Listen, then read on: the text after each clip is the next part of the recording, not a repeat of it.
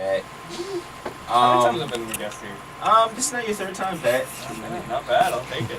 I think Pat just enjoys being on with me and enjoys not agreeing with me, and so that's why Pat comes back. We agree a lot more than we disagree. That is I'll true. get that right. Because we kind of low-key think similarly. Mm-hmm.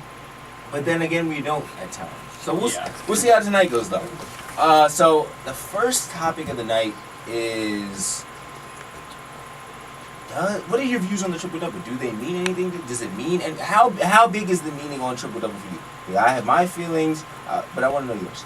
I'm not sold on just the idea that a triple-double is something to strive for. Like, if it happens, I would definitely think that's an accomplishment, but to only strive for that, I feel like the name triple-double is kind of more impressive than it sounds. And not saying it takes a lot to get 10 in 3 different categories. Right. But I literally think the idea of it is so much more flashy and so much more important than people think. You know what I mean? Yeah, I feel that. Yeah, like that. That's kind of the same thing for me. Like this year, when you take this year, right? Russell Westbrook is about to average a triple-double for the second consecutive year. And he's not considered the MVP. But last year, every single person I asked why Russell Westbrook deserved to be MVP. Oh, he's averaging a triple-double, so what do you... No. But he just did it again, and now he's not even close in the... So that's my... I don't believe that it's that big of a deal. I don't believe that it should be weighted so much in the MVP race. I don't feel as though it should be weighted in general. It's just a thing that happens. Like, nobody gets excited and nobody gives somebody the MVP for scoring a double-double. Right. Because they're just so common. Granted, triple-doubles are a little bit harder to get, but what is it really showing? I don't really care. I'm similar to like Colin Coward, and he said this on the show earlier this week. I'm not a numbers guy. I'm not a big numbers guy. I look at numbers to help me with, you know... To like validate. Yeah, validate my thought, but I'm not a big, like, oh, if the numbers say this, and this is what it is. That's for the lazy people who look at it and don't want to put in the effort of actually watching the product and are only trying to find a number or some quick little thing they can look at to go to why they're right. Exactly. No, I like to watch the game. I like to do the quote-unquote eye test on what's actually happening, because the numbers can definitely say one thing, and then when you see the eye test, it can be totally, completely different. Like if you take Johnny Manziel's numbers, they may look pretty nice, or Tim Tebow's numbers, they may look pretty nice, but when you see the eye test of these certain guys, you can tell that they just don't have that effective to be elite players. But moving on, Pat's going to be surprised at me when I say this. You're going to be surprised because this is more your spectrum, less my spectrum. Ooh, bring it on. But I'm trying to evolve as a broadcaster. So here we go. The brawl in baseball, good or bad? Do you like it? Is it good for baseball or is it bad for baseball? I can't say it's bad for baseball because there's people who aren't even like baseball fans, admitted haters of baseball that actually watch that. So I can't say it's definitely not a good thing. I mean, I might be one of those people. As far as trying to increase the viewership, I mean, yeah, with the idea that's going around that baseball players are kind of soft, for lack of a better word, this can at least counter that argument in a way. That's a fact. Look, I like it. I dread watching baseball, even though I have been watching a lot of baseball. Pat can tell you, I have been watching. Honestly, you have. I'm actually really surprised. I've been watching more baseball than Pat did. Yeah? Recently, yeah, I would definitely say so. Recently, yes. So, I've been trying to, open up my horizons and whatnot. But getting back to to whether the brawls in baseball are good or bad, I think it's good. I think it's like hockey. I feel it's like it's the same type of thing. I feel like it's like the same code. You know how in hockey it's like a code where it's like there's a certain way of playing. Yeah, it's like deviate from the expected way, then you're seen as an outsider and you have to be dealt with. Exactly. Self-policing league. Exactly. I was just about to say that. Self-policing. I feel like that's what baseball is. You hit a guy with a pitch. You get him close inside. You're sending them a little subliminal message. It's definitely you're sending messages. You're trying to. It's a self-policing. Mm-hmm. Am I right to think that? No, there is definitely a form of self-policing, but I feel like the higher-ups in baseball are trying to eliminate that because they don't want that. They want to have the full control, full autonomy over what happens. And I don't necessarily think that's 100% the route to go because I think you need to have the fear of stepping out of line too badly, and then the other players will correct the error. Right. So I think that can help actually increase the product itself. Oh yeah, most definitely. Because it creates little swirls of controversy within the players themselves. I mean, baseball players are already the most vengeful. They hold grudges more than anyone, pretty much. There's been stuff going on from 3 years ago that is just being solved right now. That's a shame. So- But yeah, I see what you're saying though. Like you like it's like an added rivalry, I guess, in between. Like the Red Sox Yankees incident, it was just like classic Red Sox Yankees. Am I right? Well, yeah. But I mean, Because in you know the olden they days, had they like would just fought. They would Oh, snap yeah, right yeah, down there. yeah. They wouldn't have tried to grow a man Well, and Pat- throw the bat on the home plate and then taking 2 waddle steps out. I mean, they would have just got straight to it. we know guys these days aren't really, they're more showy. Yeah. Oh, let me pump my chest out. Yeah, right. Let me yell. Hold me back. Yeah, Hold me hold me back. back. None of that. Yeah, But that's pretty much what it is. But we all know that's what they're going for. But I mean, the fact that it's baseball's most popular rivalry definitely adds to it. And even if you don't watch baseball, you kind of know about. You know Red Sox Yankees. Yeah, you know Red Sox Yankees. Definitely know that. But yeah, so but I want to transition into little NFL for a little bit. I want to talk about Josh Rosen. The reports talking about his reference to his parents aren't crazy rich, they're just rich. He said if football doesn't really work out for him, it's not like he has to go and work for McDonald's. Feel like it was disrespectful, feel like it was condescending. What are your thoughts on that whole shenanigans? That was your takeaway from it? No, I was just Oh, okay. explaining the whole Okay, no, I thought that was your takeaway. Oh, that's right. But honestly, I feel like he's just saying what he's been said his entire life, and whether or not they want to accept it, I mean, they have to, because that's what he's saying.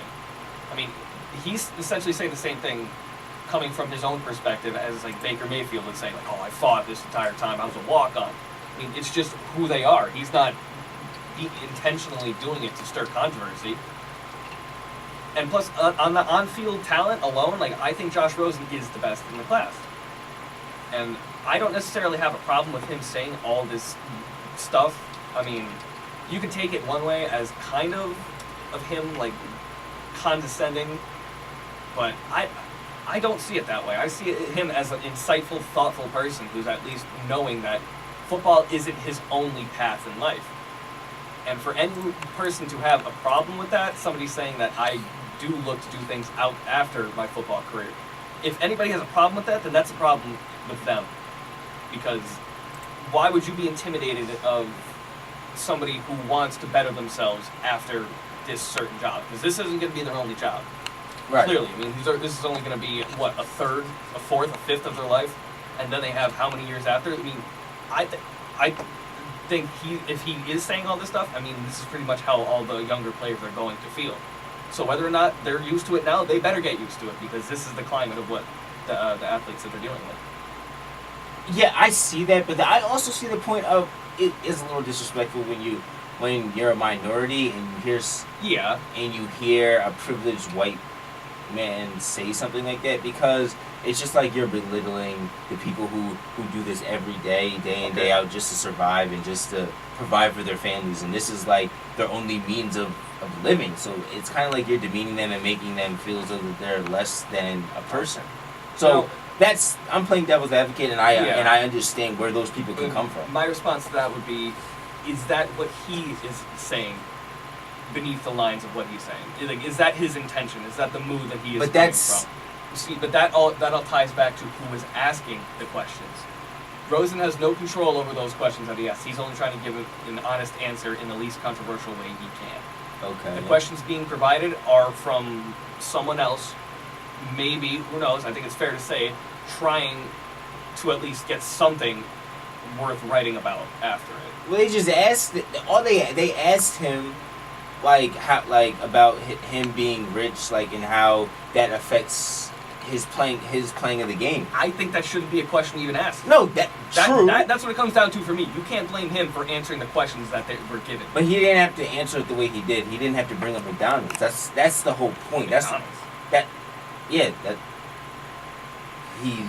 said that he would never have to work at McDonald's. Oh, okay. Well, yeah, I mean, that's what I'm saying. That's wasn't completely 100% ignorant statement on his part. Yeah, that's what I was talking about. 1000%. But I mean, I don't like tying the identity of McDonald's workers to only minorities. You know that? No. I wasn't trying. Yeah, no. I'm not saying you were doing that, but I feel like that's the climate that people are going with. That they say that, hey, well, if we're gonna be completely honest, it is majority. It is a majority. But so like that's why people said what they said, because they feel as though that mostly minority Americans have jobs like that, so they thought it was like a correlation thing. I feel like that's kind of just a reach to try to start controversy for somebody. Well, for the most part, I don't like what he said. I think it's offensive to anybody who is in a lower stature, not even just limited to minorities. You know, that affects everybody in like a lower class. Because there's no wealthy people working at McDonald's. Let's get that very clear. You know? True. And obviously, I can't speak on behalf of like minorities being offended by that. But I mean, I definitely see the reason why they would take it that way. But I'm willing to give him the benefit of the doubt and think that, I mean, he himself may not even understand the magnitude of what he is. Right, and that happens to everybody. Right. You say something, you don't really know kid. Right, exactly. You don't know how people are going to be affected by it, stuff like that. Mm-hmm. Definitely understandable. Not going to hold it against it. One last NFL question I'm going to ask you, and only because you're a Penn State fan, how do you feel about Saquon maybe falling deeper into the draft? I think that's all a bunch of malarkey. I don't think it is real. I truly do not believe he will fall past number 4. I really, really do not. And I think all these experts, quote unquote, coming out saying that he'll be ready and available at the 4 pick for the Browns to take. I think they're putting too many. What's the expression? Putting too many eggs in one basket. Yeah. I think that's a textbook example of that, because I don't think he will be there at number 4. I think the Jets are going to take him at number 3. I feel like me and Pat should do our own like we should literally rate all the prospects ourselves and do our own mock draft. Right, do our own mock draft. Yo, let's do it. I think we get round 1 through 32. 1 through 30. I think I like that. that. We got time, dude. We got time. I think we could do that. I definitely think we can get that. We can get that done in 2 days. Oh yeah, easily. Okay, let's sidetrack. We got sidetracked. But moving on, I gotta talk about this, man. In year 2017, I can't believe that this actually happened. So I want you. I'm not even gonna intro it. I'm not gonna give you any insight to what this is. Just hear what this announcer during the OKC game said. I want you guys to listen. For Ferguson in the corner for 3. Westbrook is out of his cotton picket mind. What? Dude, oh my gosh. 2017. 2018, guys. Sorry. Oh, wow. I'm tripping. I said 2017 last time. Wow. I'm sorry. It's 2018. It's 2018. Dear Jesus. Are you kidding me? That's terrible. Are you kidding me? Oh my god. And the worst part is, like, it just sounded so natural coming off his tongue. But what I want to be clear about, like, I'm going into the tone in which he is saying, you could notice a little stutter before he said it, which signifies that he thought about what he was going to say, checked it, glad you noticed, and went through with it. He was like, "Oh yeah, that's a great idea." Like, wait a minute, yeah, nah, this sounds good. Yeah. We'll go with it. Jesus Lord. Now, seriously, bro, is that like? I just don't understand. What in his right mind really thought that was a good thing to say? You know, I read a report that the OKC announcer stepped down. And everybody was saying he's a long-time person doing his job and everything. I didn't know it was because of that. Oh my god. No, that's terrible in I every can't way. believe you didn't hear that, bro. No, I didn't hear about that until right now. That is, honestly, that's egregious. That is terrible. Like, because you understand that there's no way he can... Absolutely no way. Even if he himself didn't necessarily, like, feel the wrath of, like, the racial quality of it, he still has to go down for it, because that's just terrible. That really is. Like, it's so outrageous to the point that it's funny and comical. It's so bad. I was literally, before I was in here, I was watching Dave Chappelle clips from the Chappelle Show, and he goes, "Did you ever hear something that is just so racist?" You go, "Oh my god, that's just racist! Like, you can't even react in another way. That's just racist." That was something that was just That's terrible. and not to be, you know, all politically and all, you know, advocacy. You're not the one inserting the politics into it, clearly. But it's just like, this is like, people don't understand, but this is the stuff that these athletes are talking about when they protest and when they're searching for equality and they're searching to be treated fairly. Right. These are the type of things that they're talking about. Yeah, we're like laughing about it right now, but this is a serious thing. Like, that offends a lot of people. That's offensive to a lot of people who are Clearly. 70, 80 years old. Mhm. That's offensive to them because they lived through that. That's something that they lived through. And not everybody understands and realizes the magnitude of some of these words. You know, people say sticks and stones may break my bones, but words will never hurt me. That's not true. There's certain exemptions to that rule. Yeah, and certain things that can be said out of people's mouths can definitely have a higher impact on them than you may think. So Did he release any statements on that? Did he I- respond to it in any way? Did he try to clarify? I am. Because I would love to know his rationale for that. Well, the Thunder released a statement saying, and I quote, "We find the term used by Brian Davis on our broadcast last night to be highly inappropriate and offensive. We've discussed it with the announcer and let him know that. He assures us it was not meant in any sort of offensive or derogatory manner, and he apologizes. Nonetheless, he has been told the use of the term in any manner is unacceptable." So that end quote. So that's the quote that, you know, of course they're gonna say that. But wow, he was fired. He was let go. Okay, yeah, that's the number one. That's the money shot right there. Oh yeah, that was gonna be a definite. See, what he's thinking. And it was against a black pick. It's just Yeah, really. But what he's thinking is that he's saying it without the context of a racial situation.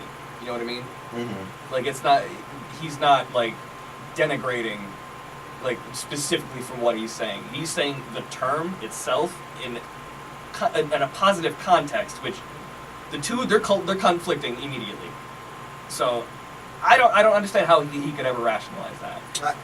I don't understand either, because it's just like, what made you believe that this was a great thing? Right, of all the phrases you could have used, especially in the climate that is today, in the NBA, which is, what, 95%, 90%?